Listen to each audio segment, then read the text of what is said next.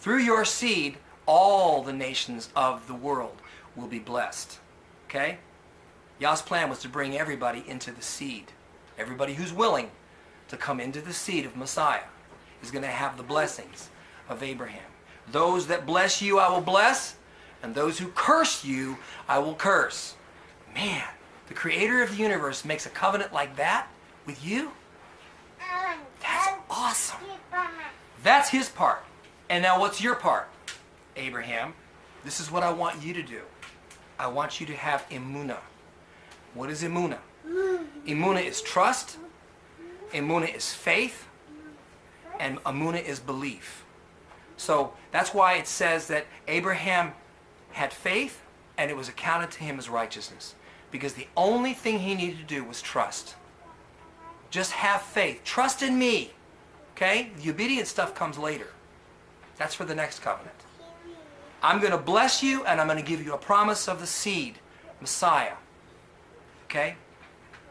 So in a sense, this was like a renewed covenant from what he told Adam. Because he gave that promise of the seed of the woman to Adam and Eve. Okay? And the sign of that covenant is the circumcision. Okay? What is this about? This cutting off of the flesh. What comes forth from a man is future. What comes forth from him in his seed is the next generation. All right? So by casting off the flesh, what's that saying? The promise does not come through the flesh. The seed that I'm talking about will not come by natural means. This is not going to be by the flesh. That's why it took so long for Sarah to be pregnant, because it was a type and a shadow of a miracle. It was a type and a shadow of something that was beyond nature, because she was beyond the years. It was not possible. It was impossible for her to get pregnant, and yet she did. You see? Then he did the very same thing again with Isaac and Rebekah. Rebekah waited for how many years before she got pregnant? You see? And it happened again with Jacob. He did it 3 times because Rachel just couldn't get pregnant. Leah was popping out all the kids. You know? She just couldn't get pregnant. Then when she did, it was like Joseph, he was the one in the story that was the Messiah figure. He was the one. Okay? So it won't come by the flesh. It's going to come by a miracle. So cast off your flesh, Abraham. I'm going to do something outside of the laws of nature. Okay? That's what that means. That's circumcision. All right? The next covenant is the Mosaic covenant. Yah's part is his loving instructions. He gives guidance. He's giving us the how-tos. Hey, here's your instruction manual. I'm telling you to love me, but I'm not going to leave you in the darkness to figure out what that means. I'm going to tell you how. It's in the manual. And how to love your brother.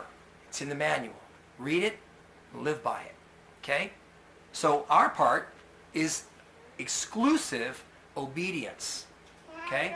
Obedience. Obedience to his commandments. That's our part. Okay? And what's the sign? The sign is the Sabbath. See, if you can do that simple thing every week, then you're keeping the sign of the covenant. That's what it's called. It's the sign that we're in covenant with him.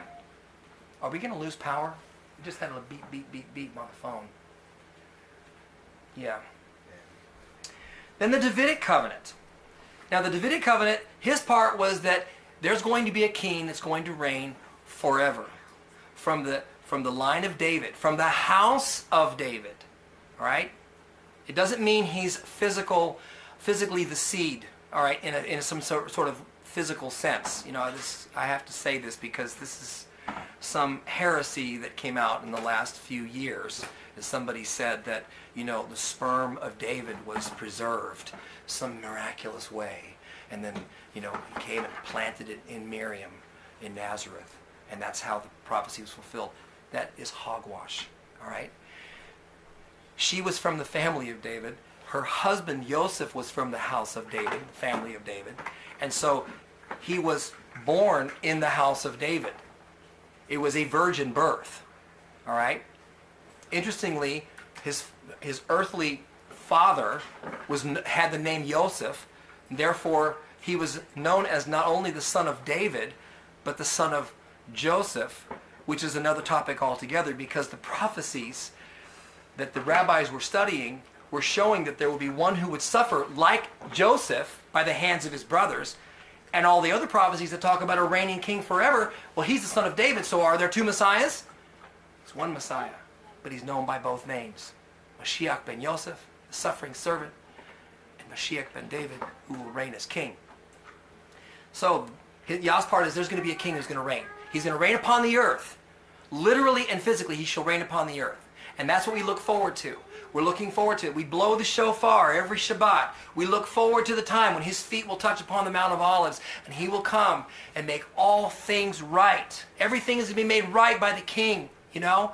All the darkness will be turned to light. All the suffering will be done away with. Death will be no more. We will have joy and peace. Switching phones. We'll have all that was in the garden will be restored. That covenant relationship that man had in the garden. Our part is to have exclusive alliance to our king and to defend our king. You know, sometimes people say things about my king, boy oh boy, or they say things about the word that aren't true, you know. Like I heard recently, you know, well, that's just a bunch of writings of men. Man, I get on my high horse when people talk like that because I know better. Things like that are said by people who don't know the word. They've never studied it. You've got to know the word. And if you'll study the word, you'll know this is not a bunch of fables. This is the word of Elohim. Sure, men wrote it, but they were inspired. I mean, even mathematically, I could talk for... the mathematical things, the codes that are inside the scriptures. If one letter was missing, the codes wouldn't be there. This is the inspired word of Elohim. You take the time to study it, and then to take a real, examination of the scriptures from the original languages. You don't have to know all of the Hebrew and the Greek, but just open up a concordance and Strong's and look at some things in the Hebrew and the Greek and the Aramaic, and you will see this is the word of Elohim. Okay? It just... Woo. Anyway, defend your king. Exclusive alliance. Defend him. Now, the renewed covenant is all of these put together. It's all of the above. Trust, Abrahamic covenant. Obey, Mosaic covenant. This is what we're told in John 3:36. He who trusts, he who believes in the Son has everlasting life. But he who does not obey the Son will not see life. So it's twofold. You see? It's twofold. Yes, it's a free gift, but it's going to cost you. It is going to cost you. You got to give up your selfish, rebellious waywardness that wants to go the other way, turning your foot away from Torah. You can't do that anymore if you're in covenant. Okay? So you trust, you obey, and there is a sign to this covenant. It's a sign, and we don't teach that you have to do this to be saved, because that would be putting something on a physical thing that that's not what it's for. Okay? Because it's here. The reality of it is what you do in your heart, but you should be immersed. The thief on the cross didn't have time for that. But Yeshua said, you'll be with me. Okay? There is a sign. We should keep the signs. Keep the Sabbath, and you should be immersed. It's the sign of this renewed covenant, of your renewal, that you will die to your rebellion and your waywardness and your stubbornness, and you're going to come up and have an exclusive alliance to your King, and you're going to obey his commandments, and you're going to do whatever it takes to walk with him.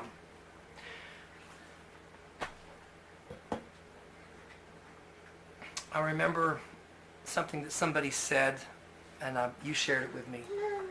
Some man, I don't know if it was on Facebook or what it was, but he something about his wife. If he just wakes up in the morning and opens her eyes, he'll take it from there. And that's a pretty cool romantic thing to say. Well, that's what Yah says. Open your eyes. Stop being blind. And he'll take it from there. He loves us so much. Why do we have to be so stubborn? People want to invent the way they're going to be obedient.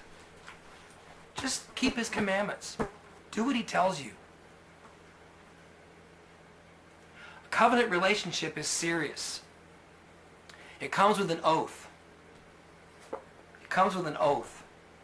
There's a price to pay if you break the covenant. You know, in ancient times, two people would come together. They would have a blood covenant. A blood covenant. They would kill an animal, and they would say, "May this be done to me if I ever break my covenant with you." And it was a total giving. You know, it's like, whatever you need, brother. If I have it and you need it, it's yours. And whatever, if I need from you, I can come to you because we're brothers now. You see? And that's what Yah wants. A covenant relationship. One that doesn't get broken. And, you know, honestly, we're not worthy. We're not worthy participants. That's why, you know, the people would walk through the pieces of the slaughtered animal. And back in Genesis, when Abraham had the covenant made with him by Yah, he was not a participant because he wasn't worthy. He was sleeping, you know, he was kind of in a daze, and he watched as he saw a smoking cauldron and a flame of fire together pass through the pieces.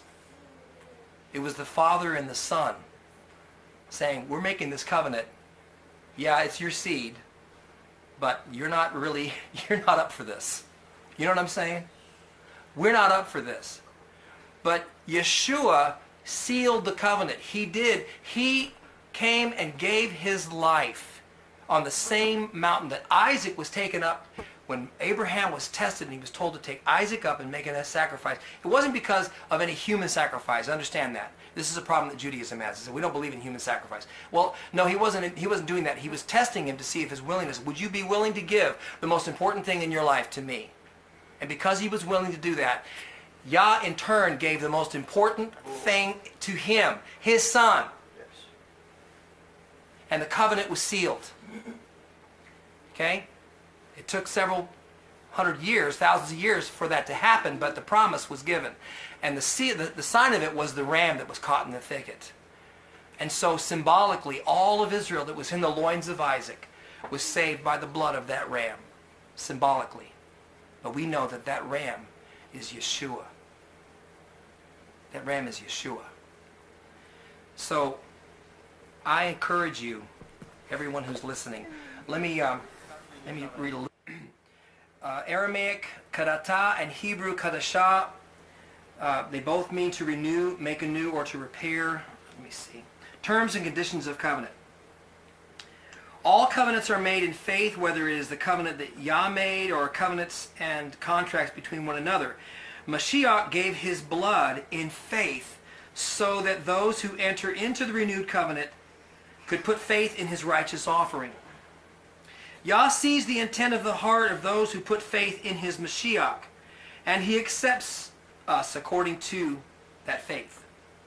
As in every other covenant or contract, there is also an exchange of value. In the renewed covenant, Mashiach offers redemption for your life, but, see, costs you something. You must reciprocate your part of the covenant by faith and by obedience, just as Mashiach himself was obedient and faithful unto death. Okay? All right. I'm going to go ahead and stop. I think we said enough.